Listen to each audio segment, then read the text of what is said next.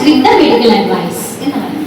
അത്രമാത്രം ഡേഞ്ചറസ് ആണ്. നമ്മളത് ഒരു എന്താ പറയുക, അഡിക്ഷൻ ക്രിയേറ്റ് ചെയ്യുന്നതായതുകൊണ്ടാണ് ഡേഞ്ചറസ് എന്നുള്ള വേർഡ് അവിടെ വന്നത്. അപ്പൊ അത് നമ്മൾ സെയിൽ ചെയ്യുമ്പോൾ അതിൻ്റെതായ ക്വസ്റ്റ്യൻ നമ്മളുടെ മനസ്സിൽ തന്നെ വേണം.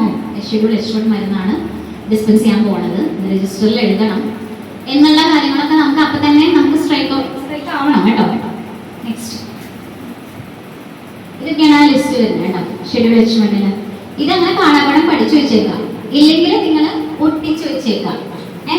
ഒരു ഈ ലിസ്റ്റ് നമുക്ക് ഡ്രഗ്സ് DC കേരള സൈറ്റിലുണ്ട്, അല്ലെങ്കിൽ ഏത് ഗൂഗിളിൽ കൊടുത്താലും കിട്ടും, ഷെഡ്യൂൾ H1 ലിസ്റ്റ്.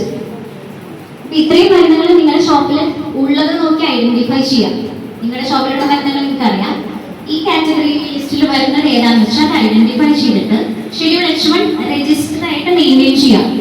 കുറച്ച് പേര് ചോദിച്ചു എന്നോട് വന്നപ്പം, രജിസ്റ്റർ ആയിട്ട് തന്നെ മെയിൻറ്റെയിൻ ചെയ്യണോ അതോ സോഫ്റ്റ്വെയറിൽ കാണിച്ചാൽ മതിയോ എന്ന് ചോദിച്ചു. ഇപ്പം എല്ലാവർക്കും ടൈം അല്ലേ, നിങ്ങൾക്കും എനിക്കൊക്കെ ഈ പറഞ്ഞ പോലെ ടൈം ഇച്ചിരി ഷോർട്ടേജ് ഉള്ള ആൾക്കാരാണ്. അപ്പം നമുക്ക് കൈ കൊണ്ട് എഴുതണമെന്ന് ഞാൻ പറയാറില്ല, കൈ കൊണ്ട് എഴുതിയ സമയം കളയാൻ എനിക്ക് താല്പര്യമില്ല.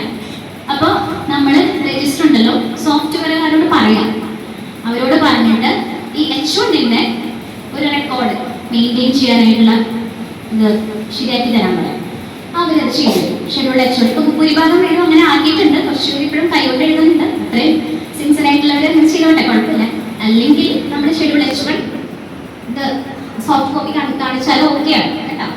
ഷെഡ്യൂൾ H1 ആ ലിസ്റ്റ് നമ്മൾ നോക്കിയിട്ട് നമ്മുടെ കയ്യിലുള്ളത് നോക്കിയിട്ട് H1 അപ്ഡേറ്റ് ചെയ്ത് സോഫ്റ്റ്വെയറിൽ അപ്ഡേറ്റ് ചെയ്ത് നമ്മൾ വരുമ്പോൾ ഷെഡ്യൂൾ H1 രജിസ്റ്റർ ഉണ്ടോ എന്ന് ചോദിക്കുമ്പോൾ സോഫ്റ്റ്വെയറിനകത്തുനിന്ന് കാണിച്ചാലും ഓക്കെ ആണ് കേട്ടോ.